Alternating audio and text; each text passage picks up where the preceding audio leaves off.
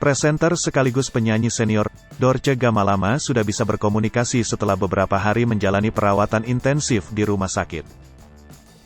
Namun, Dorce Gamalama masih belum bisa berkomunikasi secara lancar. Hal itu dikatakan Marina, saudara dari Dorce Gamalama. Sebab, pengucapan kata yang dikeluarkan presenter 58 tahun itu masih belum jelas terdengar. Dorce duduk di kursi roda. Selain itu, Hetty Sunjaya, kerabat dekat Dorce mengatakan saat ini sang artis sudah berada di rumah karena sudah diperbolehkan pulang oleh dokter karena kondisinya kian membaik, setelah sepekan berada di rumah sakit.